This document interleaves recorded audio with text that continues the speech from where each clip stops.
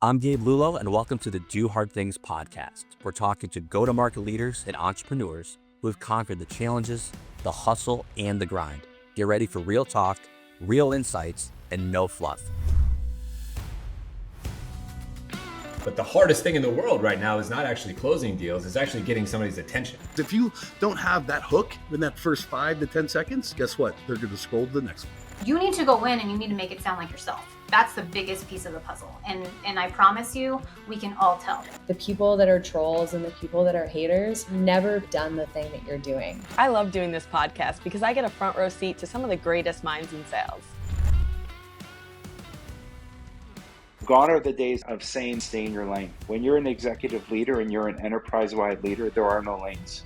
You've got to be partners. Curiosity is like when the type of questions you ask is sometimes the value that you bring. I need you to tell me when you're ready to buy or what you're ready to do.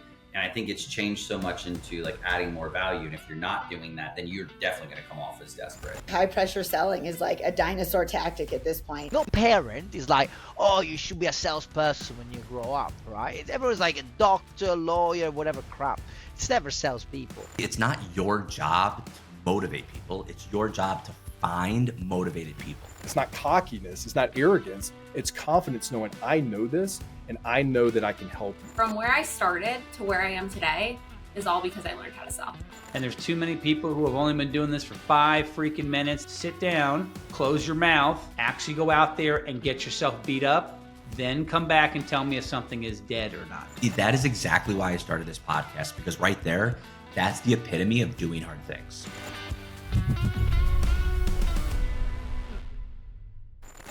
Welcome back to the Do Hard Things podcast with Lexi and Gabe. Today's guest, Darrell Clack, is a powerhouse in tech and aerospace recruiting and one of the most recognizable voice in the online job seeking and hiring community. With over 70,000 professionals in his network and daily content that reaches thousands globally, Darrell's built more than just pipeline. He's built a movement around human-first hiring. He's not just placing talent, he's reshaping how companies think about recruiting in aerospace, defense, and beyond. Whether he's spotlighting game-changing tools or coaching candidates through the job search, Darrell shows up with empathy, clarity, and a deep belief in people as the foundation of every great company. He's also a proud husband, dad, traveler, and a creator whose posts help job seekers land interviews, offers, and newfound confidence in their careers. Darrell, welcome to the show. Welcome, everyone, back to the Do Hard Things podcast with your hosts, Gabe and Lexi. And we're really excited. We just heard your bio, Darrell. We're so happy that you're here. Thanks so much for spending the time with us. How you doing today, man? Of course. No, thanks, Gabe. Thanks, Lexi. Excited to be here.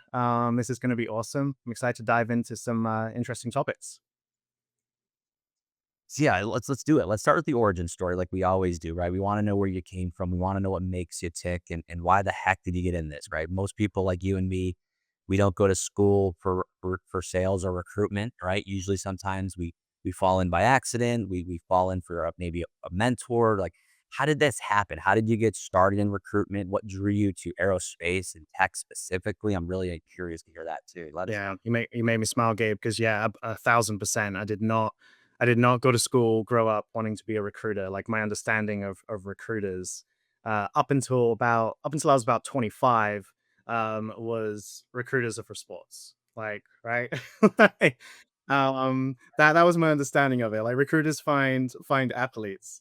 And so I'm originally from the UK. I moved over here after I finished my master's, and my wife is from here, so she's the boss. She won that conversation. We ended up in the States.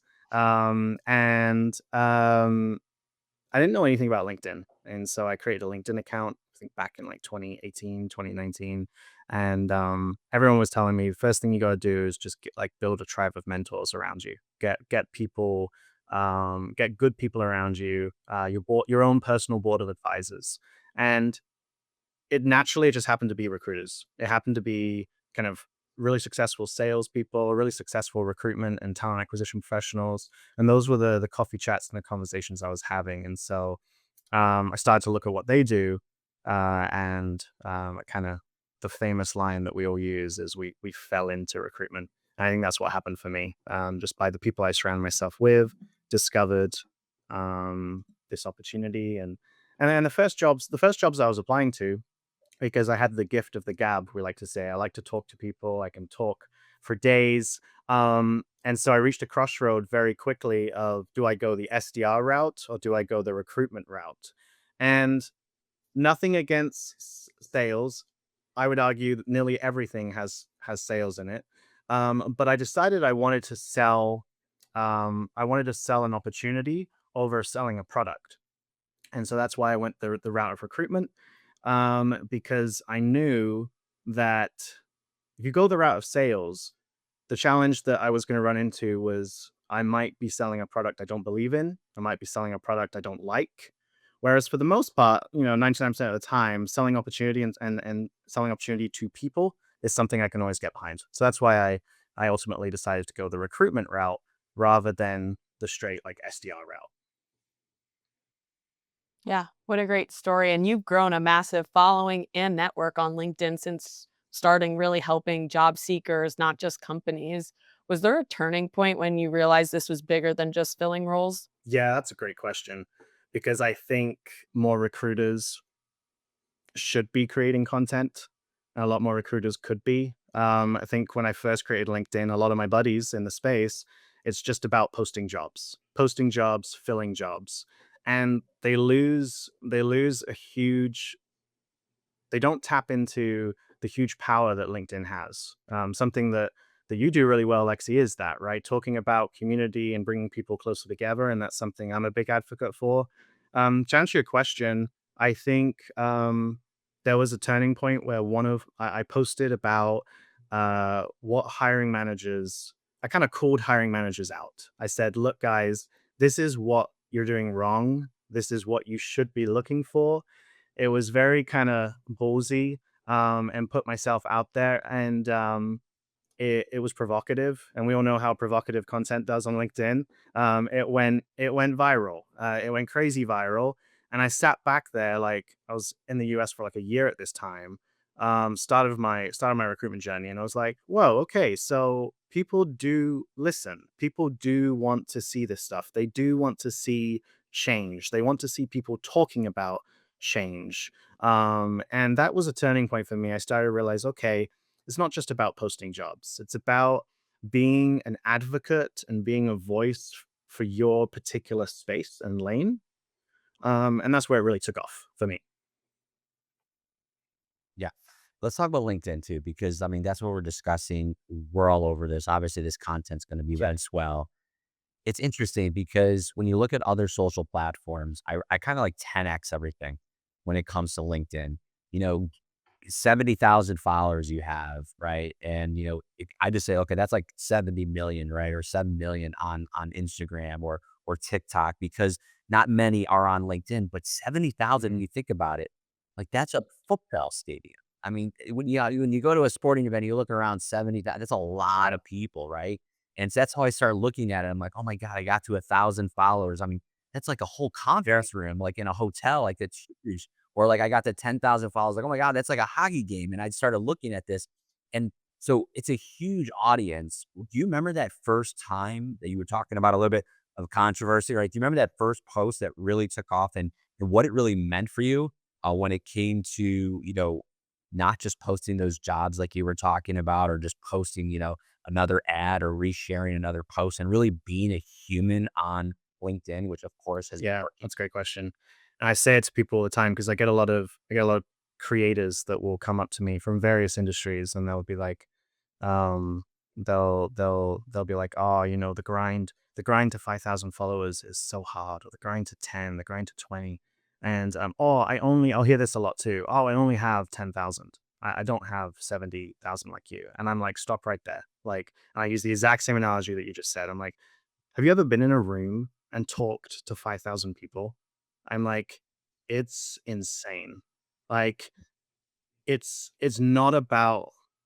I think the turning point from when you start becoming successful on platforms like this is when you get your mindset out of the obsession of numbers. For the longest time, I don't know, Lexi, if you've faced this, but for the longest time, I would be like, oh my gosh, this just got 100 likes, or oh my gosh, this only got 20 likes, or this only got 20 views, and you're staring at the mirror constantly critiquing yourself.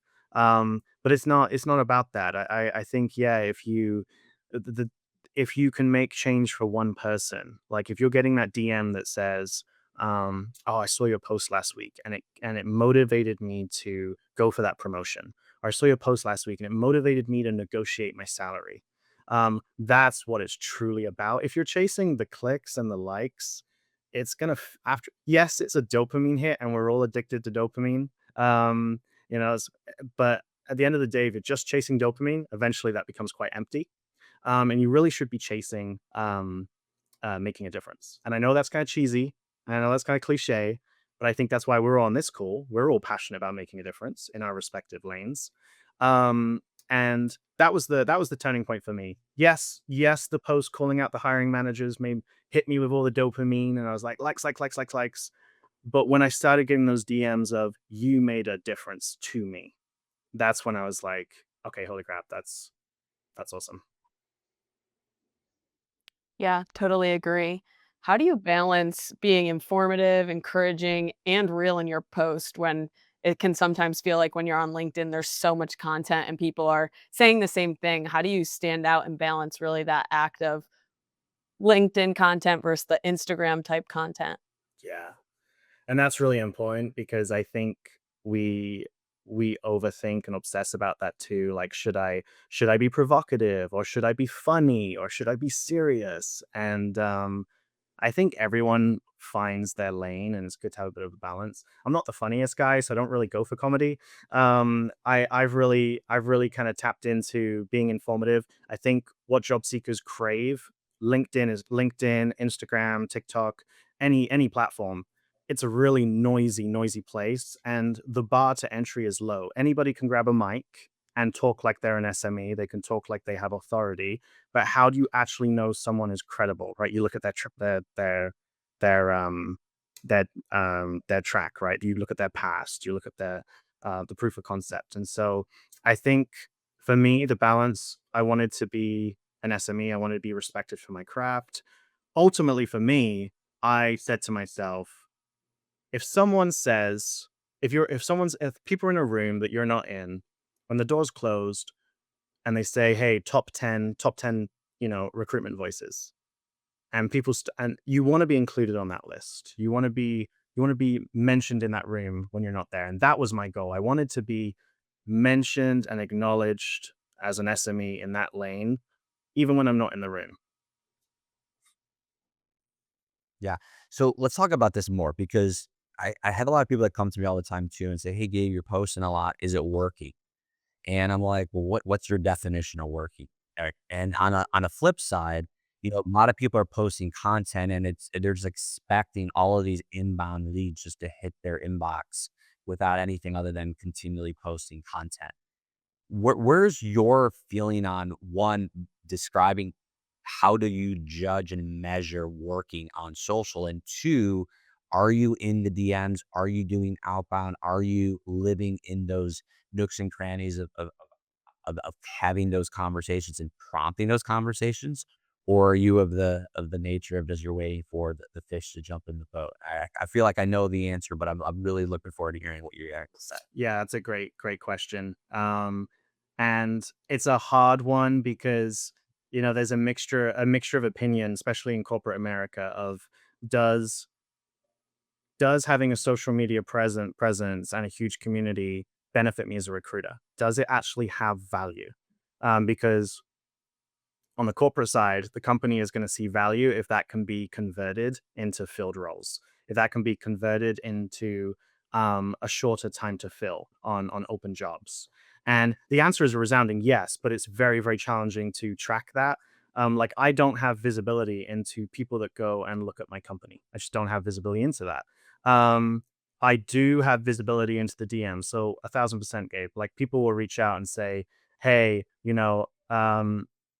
great content. I'm looking at your company. I'm interested in job X. I'm interested in job Y. Um, hey, Darrell, been following you for a while. Noticed you're looking for this job." Also, there's a flip side, massive value component in when I start to post about jobs because I can tap into my network. And one of the biggest tools that we use for high quality hiring is referrals. Good people know other good people. And so I can, and that's why you'll notice I'll do polls a lot. So one of the most valuable things for my content is LinkedIn polls, because polls, lots of people on LinkedIn are what I like to call silent lurkers. They won't like your content, they won't comment, but they will read it, right? Polls pulls those maybe more reserved, shy people out of the corners of the room, and they'll like your poll. And so I'll do a poll, for example, I'll do a poll like, hey, are you willing to relocate to Florida?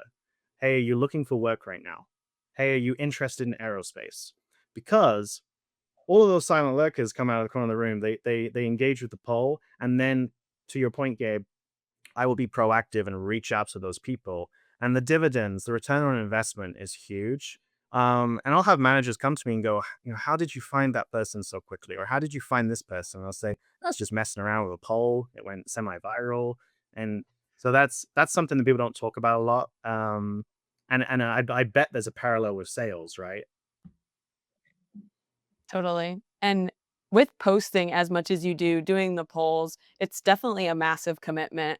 We are very committed to it. How do you stay inspired and consistent without feeling burnt out on content? Lots of caffeine. That's a great question, Lexi. I think I've had burnout a couple times on LinkedIn. I've taken breaks. I went away for like 2 months, just completely detoxed. Um, I don't think there's a right or wrong. Some people post consistently 2 to 3 times a week, and they've seen, better results than I've seen. There's people that post every single day. There's some people that post 2, 3 times a day. There's no right or wrong. I think what's important is you've built an audience. Like I've built 70,000 plus followers over a 36-month period. There are people in that community that expect content from me and expect value and expect motivation and to be educated. And I think and they also get to know when you post. If you post every morning at 9 a.m., like with your content, Lexi, I pull up LinkedIn and I expect to see you playing pickleball, like it's on my feed, and I've come to expect that, right? So if I was to stop seeing it, I'd probably check in on you and be like, "Yo, Lexi, what's up?" And it's the same thing. People expect that content from me. They know when I'm going to post. They know that it's a daily thing. And I think, but mental health, and that's a whole other topic, but mental health is obviously important. And I think you need to have balance. So don't burn yourself out being there for your community. Be consistent, but put your health first. I love this. Well, all the experts out there that want to be LinkedIn gurus, listen up to what we just discussed. It was a great session. I want to switch gears here a bit and talk obviously about the industry of recruitment and of just the job market and how things are really showing up. We have AI coming after everyone, right? Whether you're an actor in Hollywood, now they're freaking out because there's AI actors. Sales has been getting under the gun for a while here. Like, is sales dead? Is SDRs dead? And of course, recruitment, and especially in tech, AI is of course here. What's your thoughts on it? And then secondarily, how do candidates need to really show up right now this AI revolution is either combating them, and how can they use it to help them and stand out? Yeah, wow. That's a great question. We could talk about that one for days. AI. Um, my opinion, my position is this: AI is we don't know a lot about it. It's constantly changing. It's moving faster than any of us can comprehend. A lot of people are like, "Oh, AI is going to replace, like entry level recruiters. It's going to replace entry level BDRs and SDRs." It's like, no, it's absolutely not. It's not. We are far away from it replacing the human element that is needed in recruitment and sales. For job seekers that are listening in, for people in sales and recruitment, etc., I think the only warning I give is AI should be a tool. As soon as it becomes a crutch, as soon as you rely on it so heavily, that's a big problem. For example, if you're doing outreach in sales or recruitment, and you're not checking your messaging, we've all seen that, right? The awkward messages where it's still got the insert this or insert that, and you're like, holy crap. Same thing for the job seekers. If you're on an interview and camera on like this, and I'm looking at the screen and I'm reading what ChatGPT is telling me to say, it's obvious, it's bad. I'm noticing from a recruitment perspective, a lot of companies are demanding like in-office interviews now, just to kind of deal with the potential fraud and the potential deception that's coming with AI. And so even remote roles. I know you guys are big advocates for remote roles and remote working, and as am I. But even in remote roles, like the final round, having that like, hey, let's meet in real life, let's meet face to face, and make sure that you really know what you're talking about, because AI is getting to the point where it's scarily convincing. Yeah, and I've seen on TikTok and LinkedIn here and there that people now in interviews are making you share your screen so Oh, really? you can't be typing up. So definitely different things around that. But I mean, it's definitely hard to recruit. It's hard to hire people. But what are you seeing to help keep talent once you get them in the door? Yeah. Um, attrition is on the front of anyone that works in talent acquisition and HR. Like attrition is always on our mind. And I think what we're seeing is culture is becoming more and more important. I think people are more scared with the current economy and the current market. People are more becoming more scared to move. Relocation is in some spaces it's becoming less and less as people are like, why am I going to move? And potentially, have a layoff. And so um, competition is becoming more and more fierce. Companies are poaching off each other. And so I think it's really important that culture is strong. And you see it on LinkedIn all the time. Uh, culture is not pizza parties or surface level promises. Culture runs really deep. And I think what keeps people the most in the last 5 years of recruitment, what I have seen, is it's not salary, it's not benefits, it's not whether it's in office or if it's remote. Like what I've seen that keeps people out at their jobs is the relationship that they have with their manager, the relationship that they have with their supervisor. The biggest proponent of longevity of keeping employees is them enjoying their work and having a healthy, good relationship with their boss. That is so true. I mean, it's the people business. And people, I think I have a harder time understanding that, especially in such a distant, world that we live in. We love remote because it allows us to find great people all around the world, and there's no geographical barriers. But I will tell you, it is much more challenging to create those relationships. That's why we have a video on policy here, because we want to see the person we're talking to, so we can have that, relationship, if you will, even more important because of that. What are job seekers just getting wrong right now in this day and age? I know we talked AI, I know we talked remote, but what do you think that they're getting wrong, whether it's in the interview process or whether it's in just the process of sourcing and finding work right now? Coming across a lot of people in a lot of different industries just saying to me, hey, they applied to 80 different positions and they're still at zero. Like what are they doing wrong, and what can they be doing differently to get noticed or to get the job they're looking for? Yeah, people don't job seekers don't like when you start telling them what they're doing wrong. Right. It's not popular content, right? But I think it's important. It's important for them to know, especially from trusted sources. AI is a big factor to blame. I think leaning too heavily on it, the spray and pray approach is not working in this market. Um, employers have stacks of resumes, stacks of available talent. Final rounds perhaps used to be maybe one or two candidates that were qualified and could do the job, and now it's 10 plus, 15 plus for some jobs, right?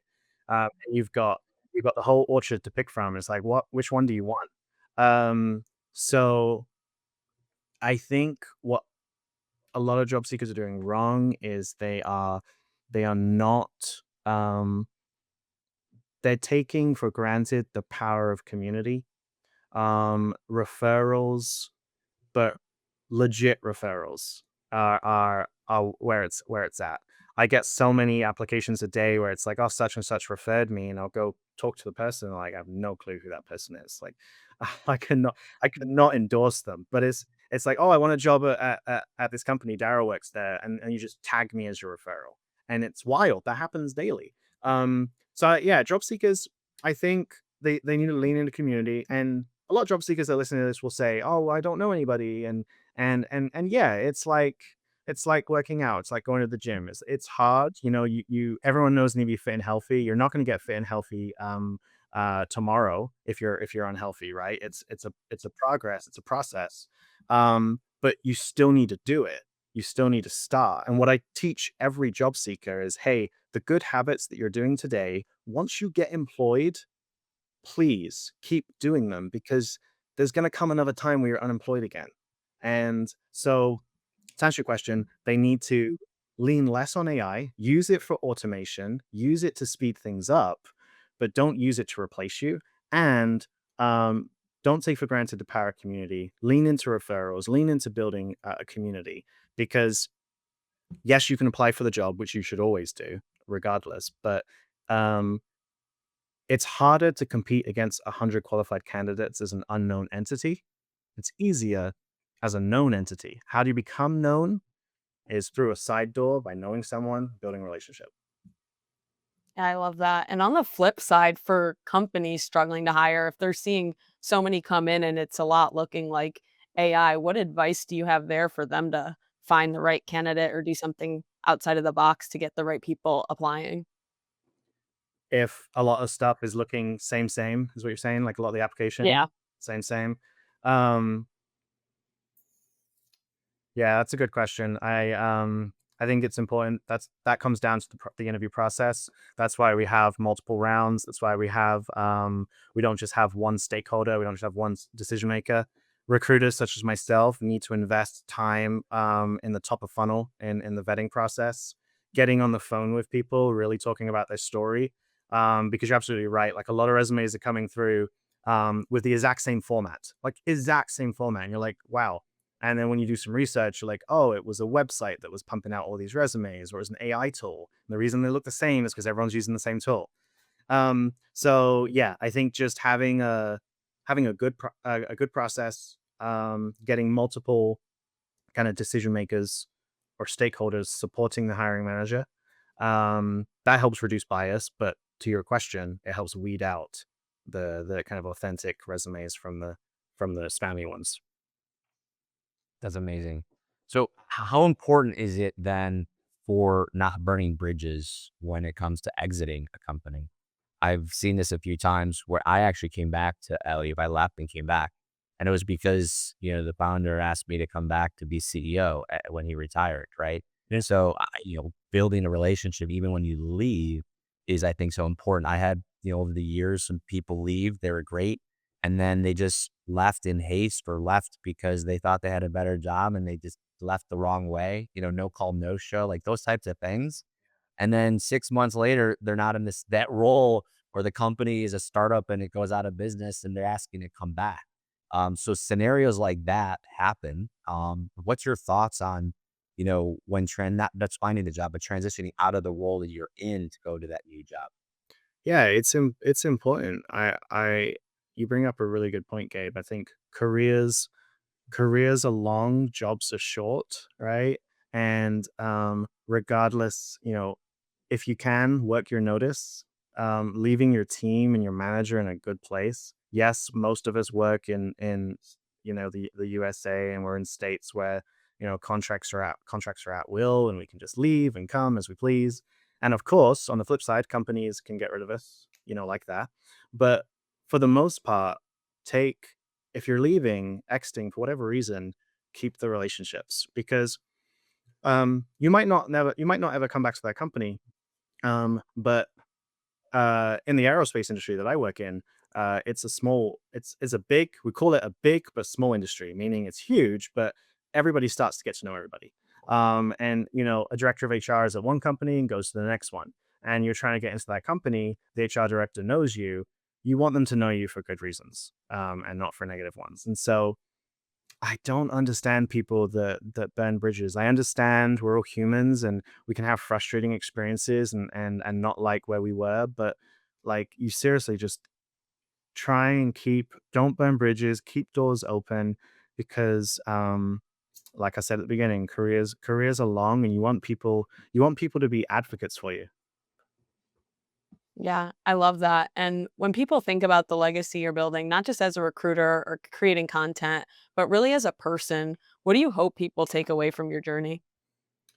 That's great. That I'm a door opener. And I think the reason I fell into recruitment, like we discussed earlier on the call, was I wanted to connect people to opportunity. And so I don't want to be remembered for being a great writer on LinkedIn. I don't want to be remembered for having 100,000, 200,000 followers. I want to be remembered that he opens doors. He helped me get a promotion. He helped me connect me to this opportunity. Um, that's why the really good recruiters get into the profession. We don't want to sell stuff. Not that there's nothing wrong with that. We want to elevate people's careers, and that's what I want to be remembered for. I love that.